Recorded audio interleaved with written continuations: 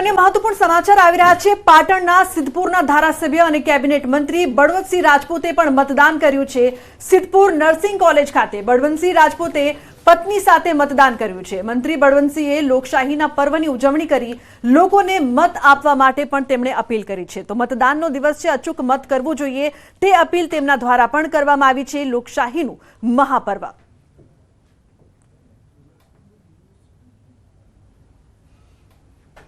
ભારતની લોકશાહીનો અત્યારે 2024ની આપણી સંસદની ચૂંટણી નિમિત્તે પર્વ છે।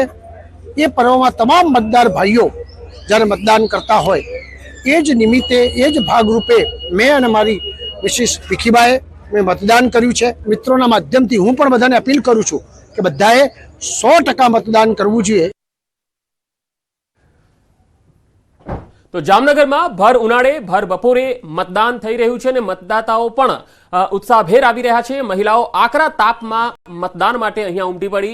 મતદાન મથક પર તડકાથી રાહત આપવા માટે ખાસ મંડપ પણ બાંધવામાં આવ્યા છે। તસવીરમાં જોઈ શકાય છે કે મોટી સંખ્યામાં મહિલાઓ પણ અહીંયા આવી રહી છે, મતાધિકારનો ઉપયોગ કરી રહી છે। લોકોમાં જાગૃતિ વધી રહી છે અને લોકશાહીના પર્વમાં દરેક વ્યક્તિ સહભાગી બનવા માંગે છે।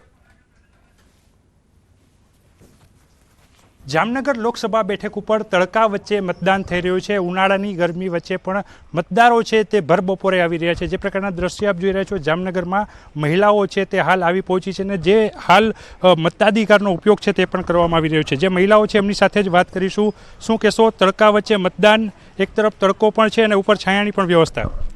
અમારા માટે મતદાન દેવું ખૂબ જરૂરી છે, એટલા માટે અમે મતદાન કરવા તડકામાં પણ આવ્યા છીએ। તડકામાં પણ આવ્યા છો, શું કહેશો, કેવી વ્યવસ્થા છે? વ્યવસ્થા સારી છે અત્યારે તડકામાં, પણ અમે મતદાન કરવા આવ્યા છીએ। કેવો તડકો છે અને તડકામાં લાઈનો પણ લાગી છે? તડકો બહુ છે વધારે, પણ લાઈને લાગી છે, પણ મતદાન કરવું જરૂરી છે। મતદાન કરવું જરૂરી છે। લોકશાહીના આ મહાપર્વને ઉજવવા માટે જામનગરમાં મહિલાઓ છે તે ભર ઉનાળે તડકા વચ્ચે પણ હાલ મતદાન કરવા આવી રહી છે। 12 લોકસભા બેઠક ઉપર બપોર સુધીમાં ધીંગું મતદાન છે તે નોંધાયું છે, ત્યારે અત્યારે પણ તડકાની વચ્ચે મંડપ સર્વિસ બાંધેલી છે, તેના છાયણે છાયણે પણ મતદાતાઓ મતદાન કરવા ઉમટી રહ્યા છે। કેમેરામેન મનસુખ રામોલિયાની સાથે કિંજલ કારસરિયા, ન્યૂઝ 18 ગુજરાતી, જામનગર। महत्वपूर्ण समाचारनी बात करिए। बनासकांठाમાં અત્યાર સુધીમાં 45 થી વધુ મતદાન 45% થી વધુ મતદાન થયું છે। જો કે ગરમીનો પારો વધતા જ હાઈ જોશ સાથેના મતદાન પર થોડી બ્રેક લાગી છે, કારણ કે ગરમી સતત વધી રહી છે। પરંતુ બનાસકાંઠા જે હાઈ પ્રોફાઇલ બેઠક સાથે સૌથી ચર્ચિત બેઠક પણ રહી છે। બનાસકાંઠા જિલ્લાની જો વાત કરીએ તો સવારે 7ના ટકોરાથી બપોરના 1 વાગ્યા સુધી 40% જેટલું મતદાન નોંધાયું છે। પરંતુ જેમ જેમ ગરમી વધી રહી છે તેમ તેમ મતદારો છે તે મતદાન મથક સુધી નથી પહોંચી રહ્યા। આપને દ્રશ્યો બતાવીશ કે અત્યારે બપોરના સમયે મતદાન મથક પર મતદારોની બ્રેક જોવા મળી રહી છે। માત્ર એકલ દોકલ જે મતદારો છે તે જ અત્યારે જોવા મળી રહ્યા છે। આપને દ્રશ્યોમાં પણ બતાવીશ કે આ ખાસ કરીને જે સખી માટેનું એક મતદાન મથક ઊભું કરવામાં આવ્યું છે। આપ દ્રશ્યોમાં જોઈ શકો છો કે અહીંયા એકલ દોકલના જે મતદારો છે તે જ જોવા મળી રહ્યા છે, કારણ કે બહાર જે છે ગરમીનો પારો છે વધુ છે અને ગરમીનો પારો વધુ હોવાના લીધે જે મતદારો છે બપોર પછી મતદાન કરવા માટે નથી આવી રહ્યા અને મતદારો બ્રેક કરતા જોવા મળી રહ્યા છે। આપણે દ્રશ્યો પણ બતાવીશ કે જે બપોરના સમયે જે મતદારો હવે ગરમી ન લાગે તે માટે ખાસ વ્યવસ્થાઓ પણ કરવામાં આવી છે અને અહીંયા મતદારો માટે મંડપ પણ બાંધવામાં આવ્યો છે કે જેથી લાઈનો લાગે તો તે મતદારો આ છાયડામાં ઊભા રહી શકે।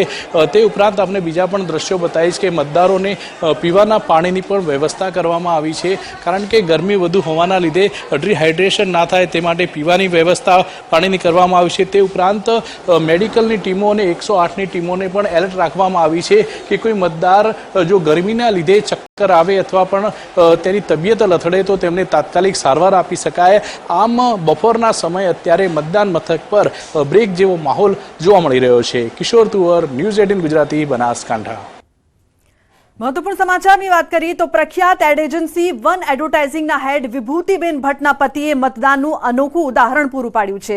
2 દિવસ પહેલા સર્જરીમાંથી પસાર થયેલા બંકિમ ભટ્ટે આજે લોકશાહીના મહાપર્વમાં અમદાવાદમાં મત આપીને પોતાની ફરજ અદા કરી છે।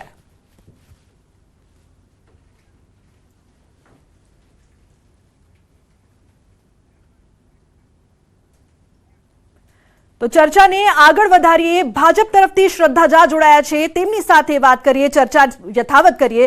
શ્રદ્ધાબેન, અત્યાર સુધી જે મતદાન થયું છે, લોકોમાં ઉત્સાહ તો છે, પરંતુ જો આપણે ભાજપની વાત કરીએ, આ વખતે ક્ષત્રિય આંદોલન જે પ્રકારથી જોવા મળ્યો છે, વિરોધ જોવા મળ્યો, આપને લાગે છે તેની કોઈ અસર જોવા મળશે?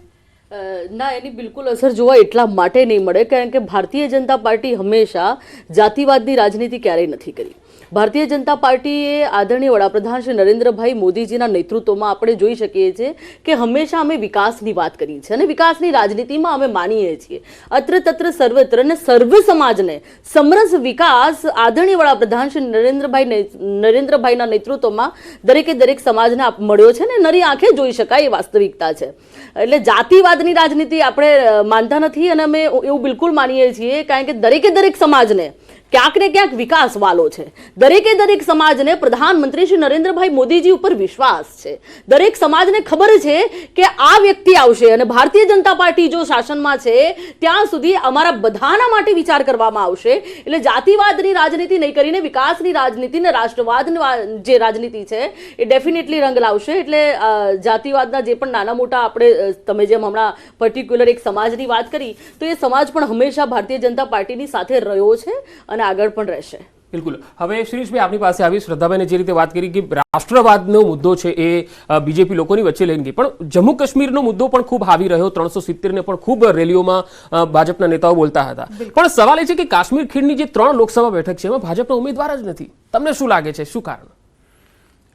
આ એક કોયડો છે હા. કે ભારતીય જનતા પાર્ટીએ ત્યાં કેમ પોતાના ઉમેદવારો નથી રાખ્યા.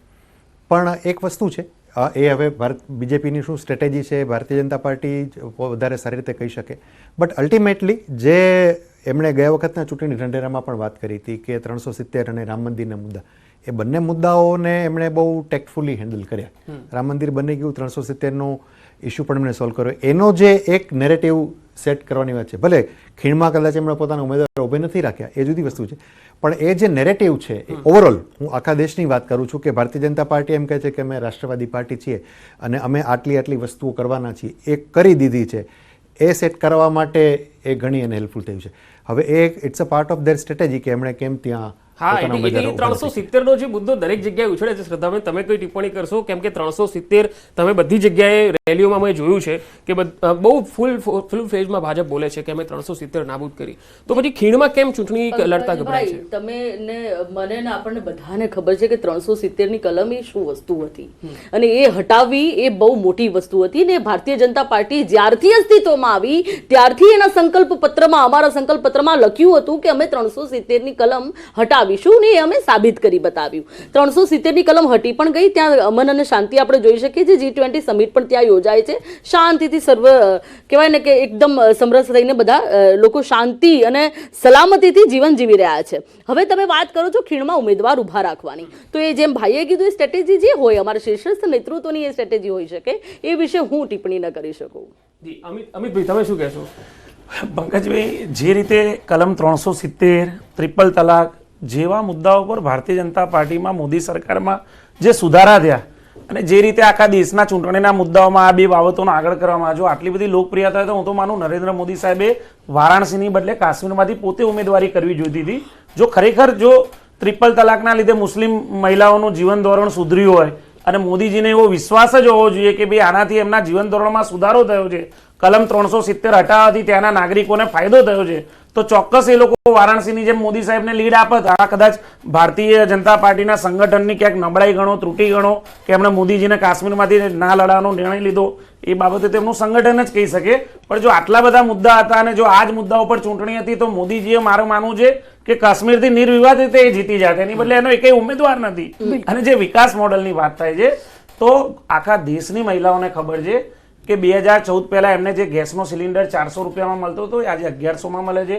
જે ગરીબ નોકરિયાત વર્ગ હોય, બિચારો મધ્યમ વર્ગ જેને આપણે કહીએ, જે લોકો 52 રૂપિયા લીટર પેટ્રોલ પુરાઈને નોકરીએ જતા હતા છતાં પણ તેના ઘરનું જીવન નિર્વાહ ચાલતું હતું, જે લોકો ટ્રક ડ્રાઈવર હોય, રિક્ષા ડ્રાઈવર હોય, ટ્રાન્સપોર્ટેશનના ધંધા સાથે જોડાયેલા ગરીબ માણસ હોય, જે હેરાફેરી કરતા હોય શાકભાજીની, ફ્રૂટની, બધા ટ્રાન્સપોર્ટની, એમને ડીઝલ 45 રૂપિયા લીટર મળતું હતું. એ લોકોને જે રીતે છેતરવામાં આવ્યા અને આજે ડીઝલ 92 રૂપિયે, પેટ્રોલ 98 રૂપિયે લીટર મળે છે, તો એ વર્ગ બી ક્યાંક ને ક્યાંક છેતરાયો છે. જે યુવાનોને 2 કરોડ રોજગારી દર વર્ષે ગેરંટી આપવામાં આવી હતી, એ યુવાનો આજે ક્યાંક ફાંસી ખાઈ રહ્યા છે. મોંઘીને ઊંચું શિક્ષણ લઈ રહ્યા છે. સરકારી ભરતીઓમાં જે પેપર ફૂટી રહ્યા છે, હું માનું છું દેશના તમામ યુવાનો આજે એ માને છે કે મોદી સરકારના શાસનમાં તેઓ છેતરાયા છે. તેમની સાથે વિશ્વાસઘાત કર્યો છે. બિલકુલ. અને અને ખેડૂતોની બાબતે એક છેલ્લો મુદ્દો રહી ગયો.